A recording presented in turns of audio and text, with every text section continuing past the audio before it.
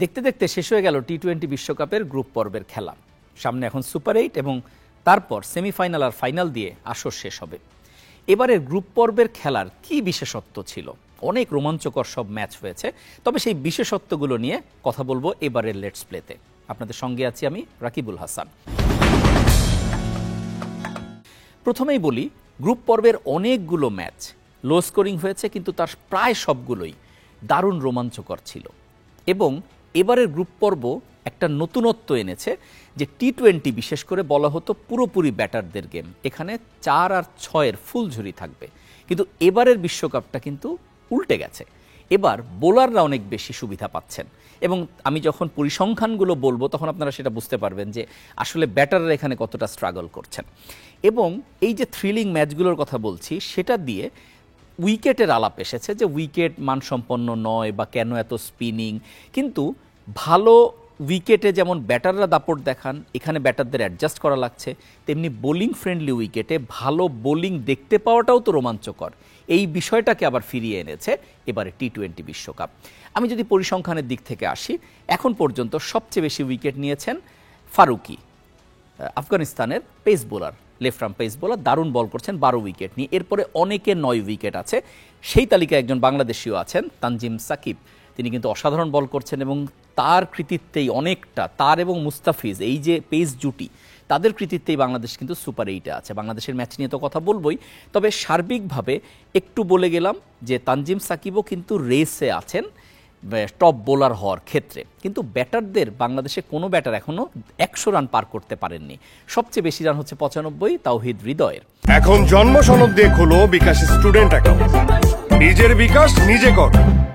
এখন এই যে টি-20 ম্যাচগুলো যেখানে বাংলাদেশ সুপার 8-এ খেলবে, যে সুপার 8 শুরু হচ্ছে আগামীকাল থেকে, যেখানে প্রথম ম্যাচে সাউথ আফ্রিকা এবং যুক্তরাষ্ট্র মুখোমুখি হবে। এই যে যুক্তরাষ্ট্র এসেছে, যুক্তরাষ্ট্র আশা দিয়েই কিন্তু একটা চমক তৈরি হয়েছে। যুক্তরাষ্ট্র যখনই এসেছে তখন একটা বড় দল বাদ পড়ে গেছে, এটাই হচ্ছে ইন্টারেস্টিং ব্যাপার। আফগানিস্তান এসেছে এবং তারা এসে সেই গ্রুপ থেকে আরেকজনকে বাদ দিয়ে দিয়েছে। বাংলাদেশ যখন কোয়ালিফাই করলো, শ্রীলঙ্কা বাদ পড়ে গেল। ফলে একাধিক দেশ কিন্তু এবার বিশ্বকাপ থেকে, বড় দেশ যেগুলো, তারা কিন্তু ছিটকে গেছে। এবং সেই ছিটকে যাওয়ার মাধ্যমে একটা জিনিস প্রমাণ হয়েছে যে টি-20 আসলে শুধু এই যে 8-10টা দেশের মধ্যে খেলা নয়, এখানে সবাই সবাইকে চোখে চোখ রেখে খেলতে পারে। আপনি যদি শুধু নেপালকেই ফলো করে দেখেন, তারা সাউথ আফ্রিকাকে হারিয়ে দিয়েছিল, বাংলাদেশের সঙ্গে তারা টাইট গেম খেলেছে। ফলে নেপালকেও যদি আমরা সুপার 8-এ দেখতাম, কিচ্ছু বলার ছিল না।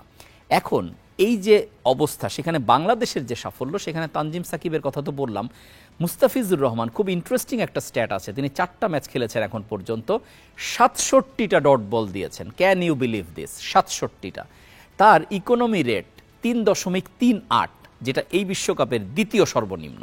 তার উপরে আছেন শুধুমাত্র টিম সাউদি, যিনি ওভার প্রতি মাত্র 3 রান দিয়েছেন। কিন্তু সাউদির দল কিন্তু ব্যর্থ, মানে নিউজিল্যান্ড কিন্তু বিশ্বকাপ থেকে বিদায় নিয়েছে। ফলে মুস্তাফিজের এই যে অসাধারণ ইকোনমি বোলিং, সেটাও কিন্তু বাংলাদেশের সাফল্যের পিছনে একটা বড় রোল প্লে করেছে। আপনি এবার এমন একটা ঘটনার সাক্ষী হয়েছেন যেটা আসলে 150 বছরের ক্রিকেট হিস্ট্রিতে নেই।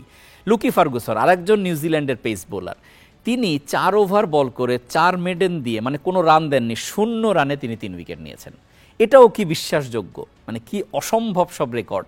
কিন্তু সেই নিউজিল্যান্ড এত বড় রেকর্ড করার পরেও কিন্তু তারা সুপার 8-এ নেই।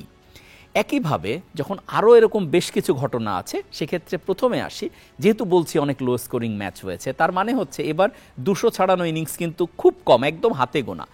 এই যে শেষ যে ম্যাচটা হলো গ্রুপ পর্বের, যেখানে ওয়েস্ট ইন্ডিজ, স্বাগতিক ওয়েস্ট ইন্ডিজ একটা বিশাল রান করলো এবং সেই রান দিয়ে রেকর্ড হলো। রেকর্ড মানে হচ্ছে এবারের আসরে সবচেয়ে বেশি রান, 218 রানের একটা ইনিংস খেলেছে তারা আফগানিস্তানের সঙ্গে, বা আফগানিস্তানকে বড় ব্যবধানে হারিয়ে দিয়েছে। এটি হচ্ছে এবারের সবচেয়ে বড় স্কোর। এর আগে 200 ছাড়িয়েছিল, দুবারই 201 রান ছিল, একটা অস্ট্রেলিয়া করেছে, একটা শ্রীলঙ্কা করেছে। কিন্তু মজার ব্যাপার হচ্ছে ওই যে 200 ছাড়ানো ইনিংস ছিল, ওই 2 ম্যাচের কোনো ইনিংসে কোনো 50 ছিল না। মানে অস্ট্রেলিয়ার কোনো ব্যাটারও 50 করেননি, শ্রীলঙ্কান কোনো ব্যাটারও 50 করেনি, কিন্তু দলের রান 200 ছাড়িয়েছিল। মানে সবাই মিলেমিশে রানটা করেছিলেন।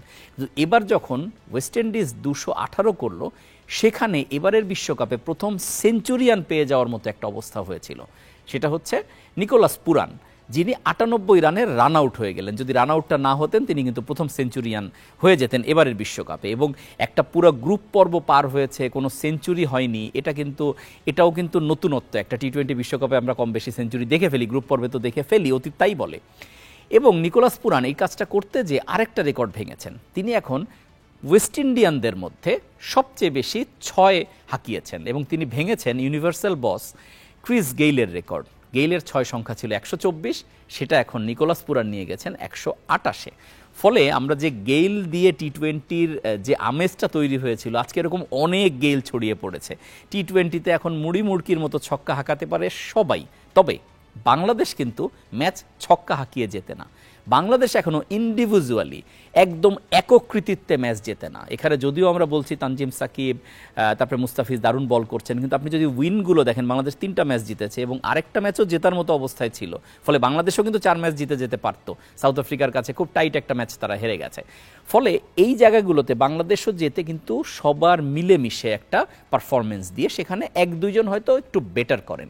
বাংলাদেশের সামনে এখন সুপার 8-এ 3টি ম্যাচ, প্রথমটি অস্ট্রেলিয়া, তারপরে ভারত, তারপরে আফগানিস্তান। কঠিন একটা গ্রুপ, কোনো সন্দেহ নেই।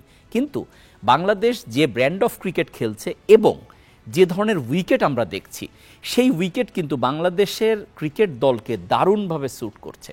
এবং বাংলাদেশ ঠিক যে ধরনের উইকেটে মানে বিধ্বংসী দল হয়ে উঠতে পারে এবারের বিশ্বকাপে, সেটাই দেখা যাচ্ছে। ফলে এখানে যদি অস্ট্রেলিয়া কিংবা ভারত এই 2 দলের মধ্যে কোনো একটা অঘটন যদি বাংলাদেশ ঘটিয়ে দেয়, তারপর কিন্তু আফগানিস্তানের সঙ্গে একটা জয় দিয়ে সেমিফাইনাল চলে যাওয়া কোনো বিষয় না। ফলে বাংলাদেশকে নিয়ে তো আমরা আশা করবই। তার পাশাপাশি যেহেতু গ্রুপ পর্বের একটা বড় অংশ চলে গেল, এখন হচ্ছে 8 দলের লড়াই, সেখান থেকে 4 দল, তারপরে 2 দল। কোনো সন্দেহ নেই এর মধ্যে ফেভারিট সেই অস্ট্রেলিয়া সবচেয়ে favourite, Bharat favourite, England favourite, তারা ফেভারিট।